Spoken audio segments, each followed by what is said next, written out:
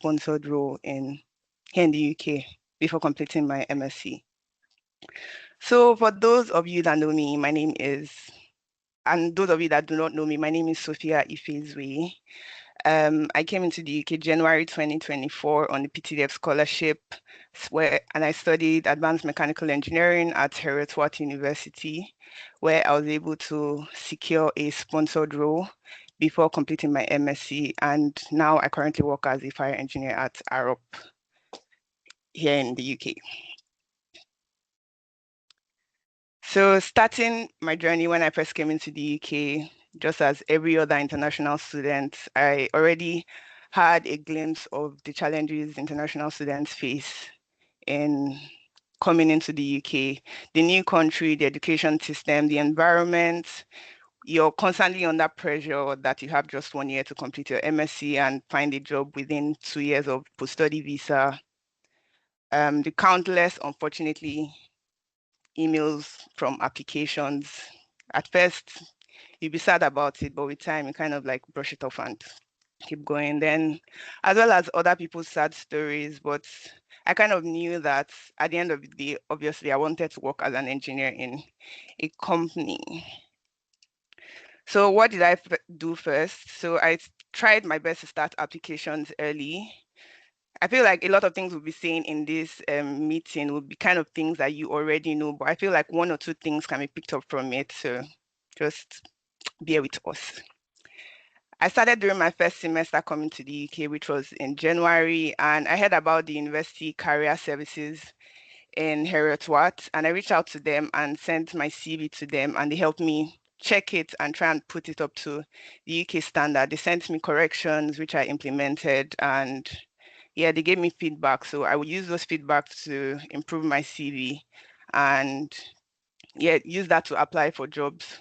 And I also use tools like graduate career hub tools like Grad Tracker, Target Jobs. And I also checked this Bright network just before getting into this meeting, just in case people need more options on like platforms to use. And one thing I would say is try not to get too attached to your first CV, because some people, when they are adjusting their CVs, they change like 1 or 2 words or change arrangements. Be flexible with your CV, and at the end of the day, you're going to tailor each CV to application. So make good use of university career services. It's really helpful. So coming into the UK, my MSc program, there was a course I had.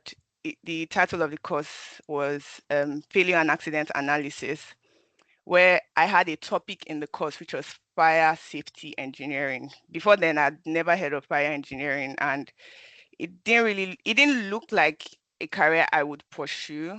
But at the same time, I found the course really interesting. I applied to a lot of graduate roles, including Rolls-Royce. Rolls-Royce is still on my radar.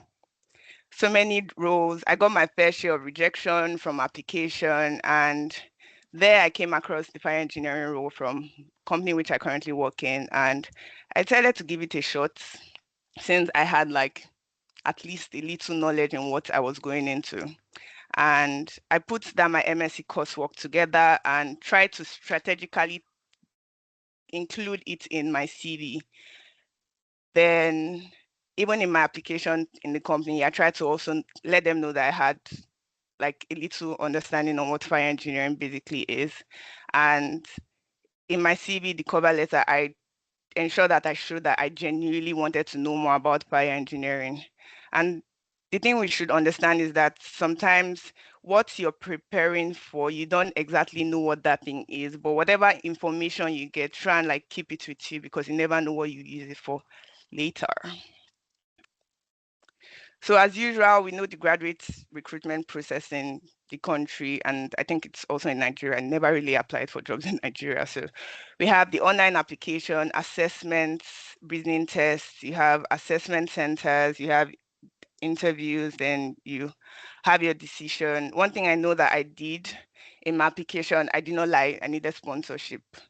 I answered that honestly because I've gotten a lot of questions, people reaching out to me on LinkedIn asking if they should write to the company that they need sponsorship. Yes, I feel like being honest is really good because at the end of the day, they would know. And I was also really flexible. I did not care where they wanted to take me to, as far as it was not going to destroy my safety or anything. So I was very flexible in my role, with my CV, with the location too. And yeah, I was honest throughout. And even these application processes.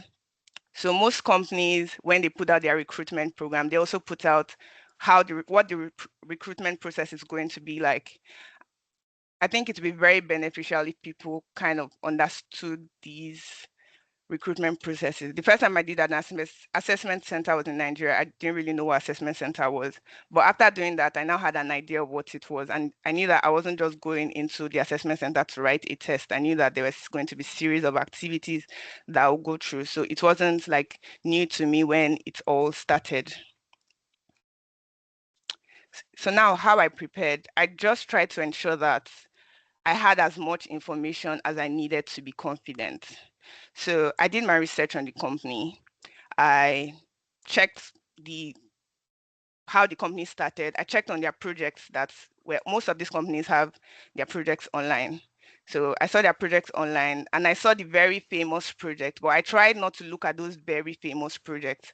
I looked for the ones that, yeah, they were really good in it, but at the same time, they are not as famous as it's as the other ones were. And I tried to also look for particular ones where fire engineering or fire engineers played a major role in. So I'll try to understand the projects carefully, to show them that I've also done my research. Then for technical preparation, I already said that I had like a prior topic in my MSc program where we did fire safety engineering. So I just used that to like go through my coursework again and see what I could grasp. So I feel like I tried my best to prepare intensely to build my confidence when the time for that comes up. So one thing that they occasionally test for, a lot of times they're not testing for how knowledgeable you are in something. They are not looking for perfect answers. They really just want to see how you reason. Because when you come into their company, they're trying to be sure that, oh, if everyone is reasoning a particular way, they have diverse opinions that will probably criticize what they've done and, yeah, bring in new ideas, bring in new solutions, bring in new ways to think. So don't try to get everything perfect. Just try to be sure that your answers, you have a very good explanation on why you picked those answers. So when I did my assessment center, I had series of calculation-based tasks. I even had the point where they asked me to prepare a presentation based on a question they had asked. I'm sure they wanted to find out my problem-solving skills from that. Then we also had judgment exercise where they will paint like some kind of scenario and they will ask me to pick an answer and they ask, okay, why you picked it. And they will try their best to ensure that you sway from that answer you originally picked. But at that point, they're just trying to understand your logic behind picking that answer. So don't try to be perfect. Just try to have a good logical explanation for why you pick certain things. So handling interviews as a shy person. A lot of people that know me know I am a very shy person. I am very, very shy. And I use smiling to kind of like reduce that nervousness or shyness in interviews and places where I need to speak publicly. So one thing I did, and I also used that in my PTDF interview, I tried to make my interview not like an interrogation. I tried my best to make it more of a conversation so that I felt a bit more relaxed. And I smiled a lot to reduce tension. Then I already said I did a lot of research. So since I knew definitely this is fire engineering, I also did research on like fire accidents that happened in the UK here so that whenever they asked me a question, even if I do not know how to answer that question, I used real life examples that they most likely were aware of to answer those questions. And they just felt, oh, this girl is smarter. We went on with that. I connected a lot of my answers to industry issues. And at that point where they ask, oh, do you have questions to ask us? I tried my best to ask very thoughtful questions. I wasn't asking career growth. Yes, they know you ask career growth. I wasn't asking my salary. I wasn't asking things like that. I was asking questions to make them talk about themselves. There was a book I read some time ago where I saw that you don't know how to start a conversation with someone, just make them talk about themselves. People like going on and on about themselves. So I asked questions about how they enjoy their role, how long they've been working. Are they looking at changing the company anytime? So what was their favorite project they worked on throughout the year? What was the most tasking? And it made them talk on and on. The interview initially, when it started, they told me to take 30 minutes. We ended up going an hour and 20 minutes into that interview because we're chatting, we're laughing, and it was very interactional. So yeah, here I just put one of the examples I use in the as one of the um real life scenarios that I gave to them, which was the Grenfell Tower um fire in London. And coincidentally, the company was a very big they had a very big stake in the review of that whole incident in the UK, which is still on till today. It happened in 2014. So at the end of the day, after the whole series, about 3 weeks later, which was in my, is it third semester, dissertation semester, just when I was about to start my dissertation, I got a call from the company saying that I had gotten the job. They said that they saw I required sponsorship and I should not worry about it. And that was how I got the job. I got sponsored. They said they were going to cover my relocation from Edinburgh to Manchester, which is where the office I currently work in is. And that was how everything just aligned. And yeah, so from what I've seen, what helped me genuinely secure this role, or some of the things that helped me in preparation of this role, first of all, God. Secondly, I was able to start early. I started early. I saw this job opportunity early. I went into it early. I wasn't waiting till my dissertation semester to be able to start applying for jobs. You need to start as you come, see what you can put your hand into, start applying for jobs. Don't wait till you're graduating or you're almost graduating before you make that a priority. Secondly, or thirdly, I improved my CV. I reached out to people from friends, even random people on LinkedIn. I'll reach out to them. Oh, hi, I'm trying to do a job application. This is my CV. Can you review this for me? I also reached out to school. They worked on the CV for me, and that helped a lot in at least getting past the first stage of the job application. The next thing is speaking to people. A lot of people hoard information, but the thing you don't realize is sometimes the information you hoard is actually not accurate.